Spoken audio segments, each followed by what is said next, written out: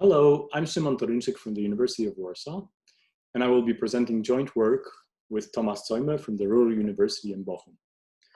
The topic of this paper is register automata with Extrema constraints and an application to two-variable logic. So I'll start with stating the main results of the paper, and then I will explain what they mean and how they are proved. So the first main result states that satisfiability of two-variable logic with two linear orders is decidable. And the second main result is about a model of register automata, which are actually used as a tool for proving the first result. These automata are tree-register automata with Extrema constraints. And they process infinite trees where every node is labeled by a data value, which is a real number, and the automaton can store those data values in its registers and compare the values with respect to the total order of the reals. Moreover, the automaton can access at any point, at any node of the tree, it can access the supremum or the infimum of some values in the subtree rooted at a current node. So let me start by explaining the first result. So the first result concerns two-variable logic. So two-variable logic is the fragment of first-order logic where you can just use two variables, but you can reuse them. So for example, you can write a sentence expressing that every node X has a node Y, which it is related by the R relation, but this node Y has some other node, which we also call X to reuse the variables, with which it is not connected by the R relation. And this has to satisfy universally, so this X must have a Y with which it is connected by an R edge, and this Y must have some X with which it is not connected by an R edge. So here, for example, I have drawn a model of this sentence. The satisfiability question asks, does a given sentence of two-variable logic have a model?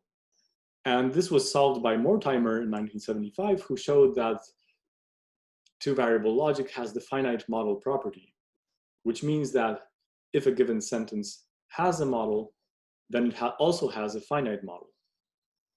And this gives two semi-procedures for deciding the satisfiability of a given sentence.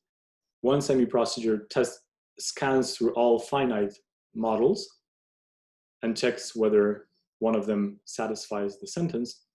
And the other semi-procedure scans through all proofs that the sentence is contradictory. And by Gödel's completeness theorem and Mortimer's result, exactly one of those semi-procedures will terminate in finite time. So this finite model property yields the decidability of the two-variable logic, and also the finite satisfiability of two-variable logic. So the question, does a given sentence have a finite model? Those two questions turn out to be equivalent in this case by Mortimer's result.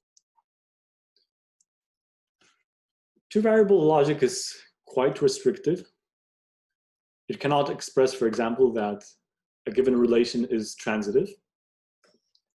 Indeed, if we consider two-variable logic with a binary relation which is assumed to be a total order or linear order, then this logic no longer has the finite model property, because we can write a sentence that every node X has a node Y which is larger than it.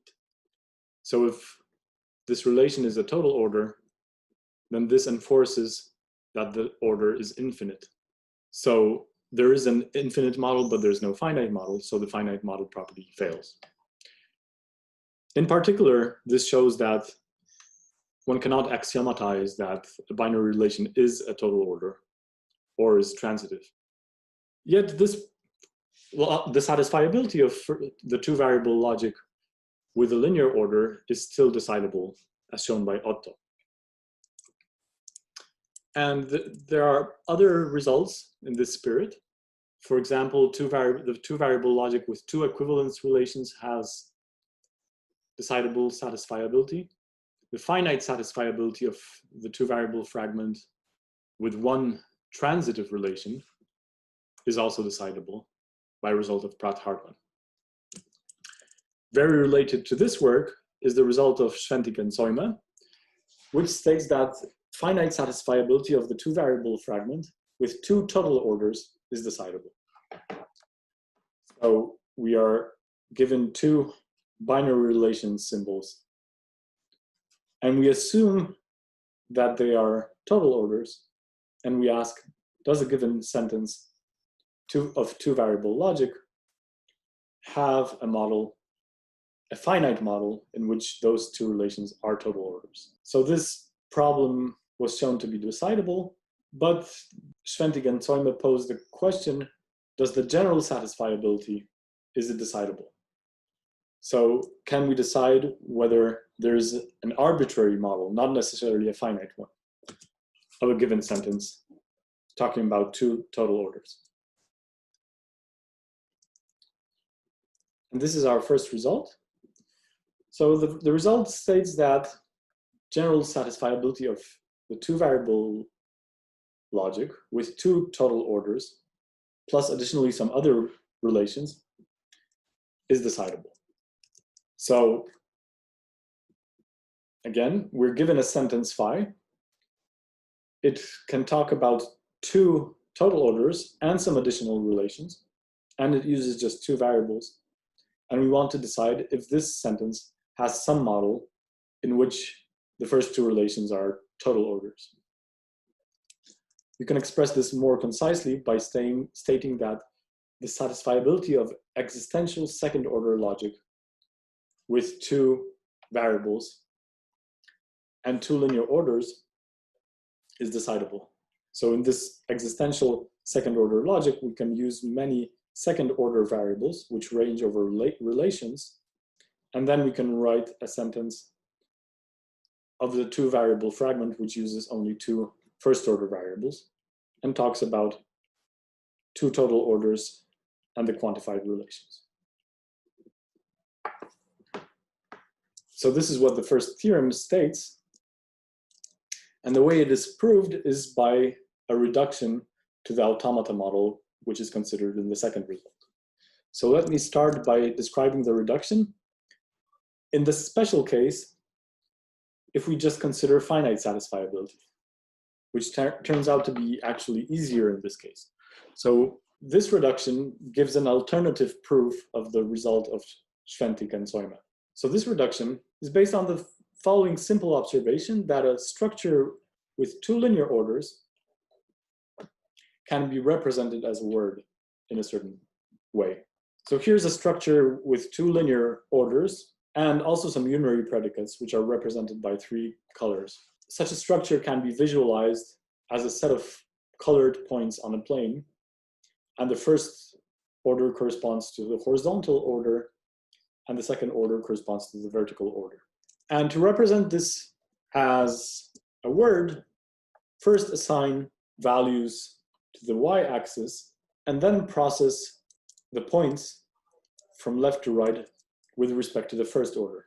So first we have an A-labeled node with value 5, then we have an A-labeled node with value 6, then a C-labeled node with value 3, and so on. So what we get is a data word where every position carries a symbol from a finite alphabet, as well as a value from which is a natural number or real number, or a value from a totally ordered set.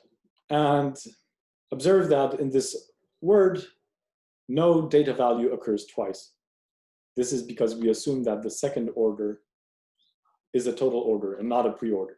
Conversely, every data word of this form, where no data value occurs twice, corresponds to a structure with 2 total orders and 3 colors.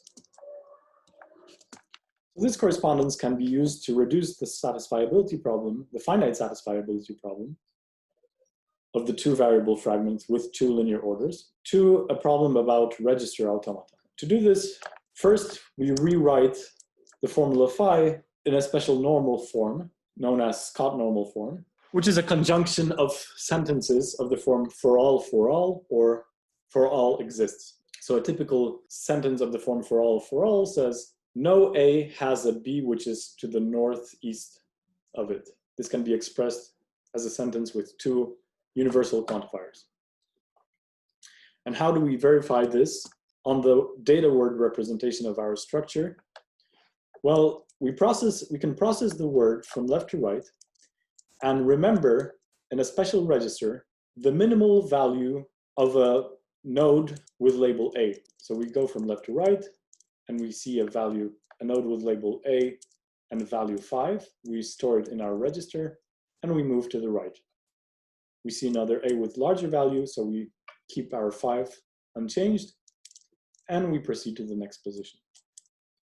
And we continue, and whenever we see a B which is larger than the minimal A encountered so far, this means that our constraint is violated. So the automaton can verify that this constraint, whether this constraint is violated or not.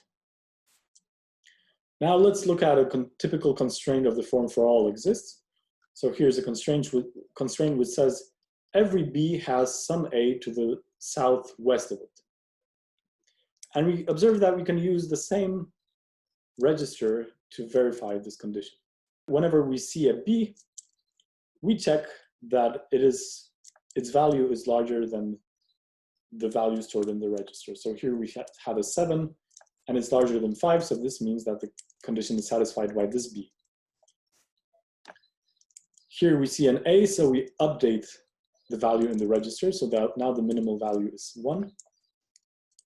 Now we see a B with value 4, and it's larger than the value of some A to the left, and the same for the last B.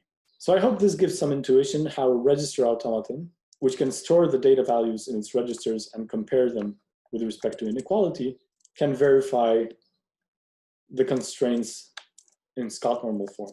In order to do this, we need registers storing the minimum and the maximum of values with label A to the left and to the right from a given node. And those values can be verified by non-deterministic register automaton. So it is easy to see that if there is a finite model of the sentence, then the data word representation of this model is accepted by the automaton. Conversely, if we have a data word which is accepted by the register automaton, and in which no value appears twice, then this data word represents a finite model of our sentence. So to close the loop, it suffices to show that if there is some word which is accepted by the register automaton, then there is also a word which is accepted by the automaton and in which no data value occurs twice. Essentially, if some data value occurs twice in the word, then we can perturb the data values slightly and still obtain a word which is accepted by the automaton, but where the 2 values are distinct. This requires an analysis of the form of the automata which we construct here. So this essentially gives a reduction of the finite satisfiability problem for the 2 variable logic with 2 linear orders to the emptiness problem of register automata over data words with linearly ordered data values. And this emptiness problem is easily seen to be decidable, so this gives an alternative proof of the result of Schwentik and Zollner. Now, if you want to generalize this approach to general satisfiability, we need to be able to consider data words or other structures which are infinite. So a natural approach is to consider omega words equipped with data values, but this only allows us to consider structures where the first order has the type omega. So in particular, it's a discrete, well-founded order. Nevertheless, we can consider this case where one order is of type omega, and in order to follow the path outlined earlier, we need register automata on omega words, and these automata should be able to access the supremum and the infimum of certain values which occur to the right of a current node. We have a set of positions, and the automaton is at a current node, and in this node, it can consider, let's say it's y, it can consider the set of all values at nodes which are labeled A and which are greater or equal than y in the horizontal order. So each value here, each node here has a value. And we look at the ones to the right of y, which are labeled A, and we take the supremum of the values there. So this is what the automaton can access this supremum when it is placed at node y. It could also look at the minimum of the values to the left, but this it can compute in the usual way by just updating the current minimum when processing the word from left to right. So we only need a special feature which allows to access the supremum and the infimum of the value to the right. These numbers have to take values in a domain which is closed under taking suprema and infima. So for example, the reals with their order. So once we show that this model of automata has decidable emptiness, essentially the same reduction as sketched earlier allows us to solve the satisfiability problem for the two-variable fragment, where one of the orders is assumed to have type omega. Note that any such structure needs to be countable, and then in particular the second order is a countable order, so it embeds into the rationals, and in particular it embeds into the reals. And this is why we need to take our data values. In general, observe that it suffices to consider countable models, since if a sentence has a model, then it has a countable model by the downward Leeuwenheim-Skolem theorem. And for countable models, observe that any linear order embeds into the rationals with their linear order. And here's an observation dating back to Rabin, that the dense linear order is the same as the left to right order in the complete binary tree. So here are the nodes of the complete binary tree. And we can say, for example, that this node is x is to the left of y, and also this node x prime is to the left of y. So there's a natural left to right order on the nodes of the complete binary tree, and this order is dense, and hence is isomorphic to the rationals. So this suggests, and this is the idea used by Rabin, to consider binary trees if we want to study linear orders, countable linear orders. And in order to make this idea work, we need register automata which process infinite trees, infinite binary trees, whose nodes are labeled by elements of a finite alphabet as well as values from the reals. And those automata are equipped with registers, which can be compared for inequality. And also at any given node, the automaton can access the supremum or the infimum of all the values associated to descendants of the current node with a specified label. So this is roughly the automaton model that we need. And using this automaton model, we can proceed with the same reduction as sketched earlier to reduce the problem of satisfiability of the two variable logic with two linear orders to the emptiness problem of these automata. So this way we get the following results: that the following problems are decidable.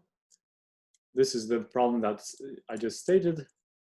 But actually the method gives us more, because we can, instead of having two linear orders, we can say that the other order is the ancestor relation of the binary tree, of the complete binary tree.